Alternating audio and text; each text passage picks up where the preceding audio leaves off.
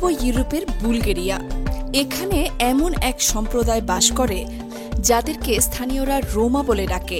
আপনাদের সুস্বাস্থ্য ও দীর্ঘায়ু কামনা করে আমি ফাতেমাতুজ জোহরা শুরু করছি আরও একটি নতুন ভিডিও। সম্পূর্ণ ভিডিওটি দেখার আমন্ত্রণ রইল। আর আপনি যদি ইনফো ইনসেক্ট চ্যানেলে নতুন হয়ে থাকেন তাহলে অবশ্যই সাবস্ক্রাইব করুন নতুন ভিডিও সবার আগে পেতে। আজ আমরা আপনাদেরকে নিয়ে যাব বুলগেরিয়ার এক অদ্ভুত এবং বিতর্কিত প্রথার গভীরে, এখানকার বিখ্যাত ব্রাইড মার্কেট বা বধূ বাজারে। এটি যেমন একটি মেলা যেখানে প্রতি বছর কুমারী মেয়েরা সুন্দর পোশাকে সজ্জিত হয়ে উপস্থিত হয় আর তাদের পরিবার পাত্রপক্ষের সাথে দর কষাকষির মাধ্যমে তাদের ভবিষ্যৎ নির্ধারণ করে। এই প্রথাটি আধুনিক বিশ্বের কাছে আশ্চর্যজনক মনে হলেও রোমা সম্প্রদায়ের জন্য এটি তাদের সংস্কৃতির এক অবিচ্ছেদ্য অংশ। আশ্চর্যজনক মনে হলেও রোমা সম্প্রদায়ের জন্য এটি তাদের সংস্কৃতির এক অবিচ্ছেদ্য অংশ। কিন্তু এই রোমা কারা, কেনই বা তাদের ঘিরে এত রহস্য ও বিতর্ক?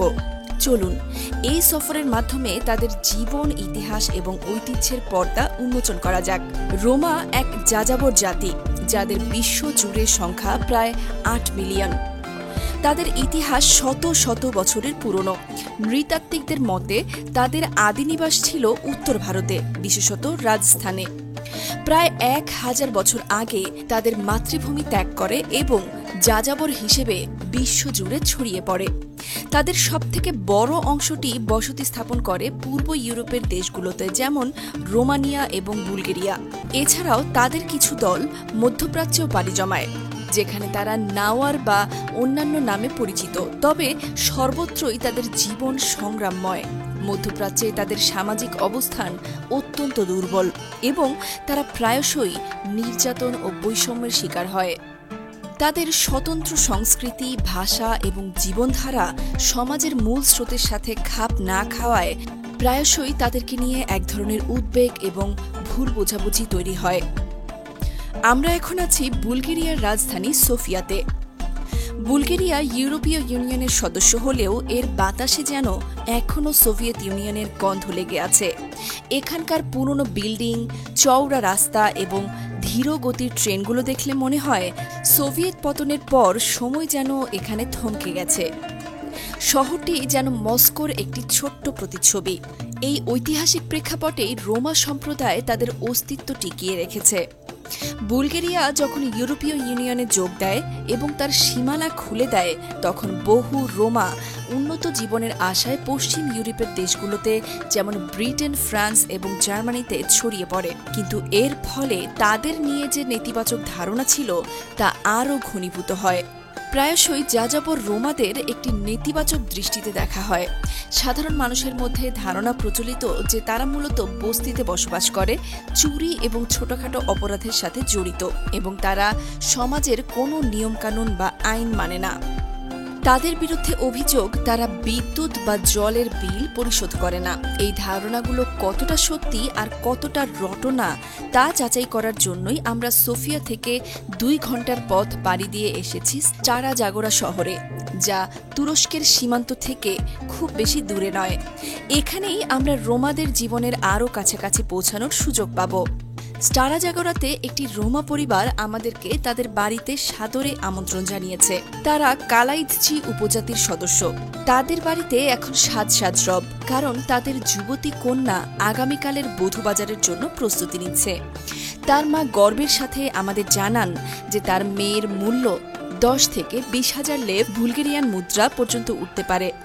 এই বধূবাজারকে এক অর্থে বাস্তব জীবনের এক সোশ্যাল মিডিয়া প্ল্যাটফর্ম বলা যেতে পারে। এখানেই তরুণ তরুণীরা একে অপরের সাথে দেখা করে, কথা বলার সুযোগ পায় এবং একে অপরকে পছন্দ হয়। তবে পরিবারের মধ্যে দর কষাকষির মাধ্যমে বিয়ের পাকা কথা হয়। আমরা তাদের সাক্ষাৎকার নেয়ার প্রস্তুতি নিচ্ছি, কারণ আগামীকালই সেই বিশেষ দিন যেদিন এই মেয়েটি সহ আরও অনেকে বধূবাজারে বিক্রি হবে। কালাইচি উপজাতির সংস্কৃতি অত্যন্ত কঠোর এবং রক্ষণশীল। তাদের সবথেকে বড় নিয়ম হল তারা নিজেদের গোত্রের বাইরে ছেলে মেয়েদের বিয়ে দেয় না।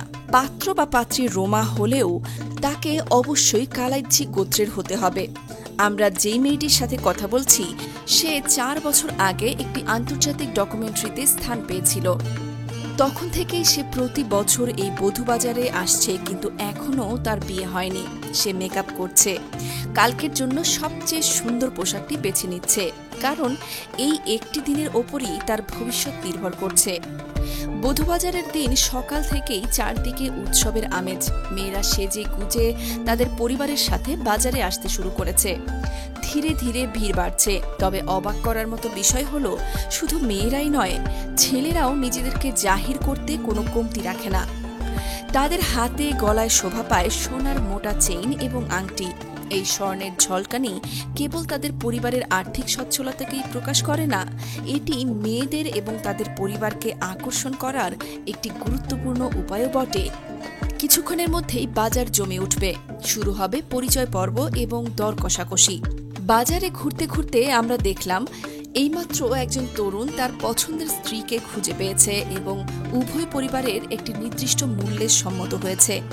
এখানে বয়স, সৌন্দর্য এবং পারিবারিক খ্যাতির ওপর ভিত্তি করে মেয়েদের মূল্য নির্ধারিত হয়। ইউরোপের মতো একটি আধুনিক মহাদেশে মেয়েদের এইভাবে পণ্য সামগ্রীর মতো বেচাকেনা হতে দেখাটা একাধারে আশ্চর্যজনক এবং বিতর্কিত। অনেক ইউরোপীয় তথ্যচিত্র এবং মানবাধিকার সংস্থাই এই প্রথার সমালোচনা করে বলেছে, কিভাবে একবিংশ শতাব্দীর ইউরোপে নারীদের বিক্রি করা সম্ভব। এই প্রথার সবচেয়ে গুরুত্বপূর্ণ শর্ত হল, মেয়েকে অবশ্যই কুমারী হতে হবে। যদি কোনো মেয়ের কুমারিত্ব নিয়ে সন্দেহ দেখা দেয়, তবে তাকে কেউ বিয়ে করতে চায় না এবং তার পরিবারকে সমাজে অপমানিত হতে হয়। রোমা সম্প্রদায়ের এই বধূবাজার তাদের কাছে হাজার হাজার বছরের পুরনো এক ঐতিহ্য, যা তাদের পরিচয় এবং সামাজিক কাঠামোকে টিকিয়ে রেখেছে। তাদের নিজস্ব পরিবার, সংস্কৃতি এবং ঐতিহ্যই তাদের এই প্রথাকে আঁকড়ে ধরে রাখতে প্রভাবিত করেছে।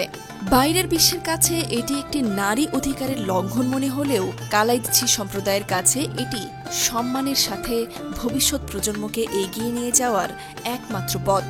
এই প্রথাটি আমাদের সামনে একটি জটিল প্রশ্ন তুলে ধরে, সংস্কৃতি ও ঐতিহ্যের সীমানা ঠিক কোথায় এবং আধুনিকতার মানদণ্ডে কি সব ঐতিহ্যকেই বিচার করা সম্ভব? উত্তরটি কিন্তু সহজ নয়, কিন্তু বুলগেরিয়ার এই বধূবাজার আমাদের সেই জটিলতারই মুখোমুখি করে দেয়। আজকের ভিডিওটি এই পর্যন্তই। আশা করি এটা আপনাদের ভালো লেগেছে এবং নতুন কিছু জানার সুযোগ হয়েছে। ভিডিওটি ভালো লাগলে অবশ্যই লাইক দিতে ভুলবেন না। আপনার মতামত জানাতে কমেন্ট করতে পারেন, আর বন্ধুদের সাথে শেয়ার করেও আমাদের সমর্থন জানাতে পারেন। পরবর্তী ভিডিওতে আরও দারুণ কিছু নিয়ে হাজির হব। ততদিন ভালো থাকুন, সুস্থ থাকুন। দেখা হবে পরের ভিডিওতে।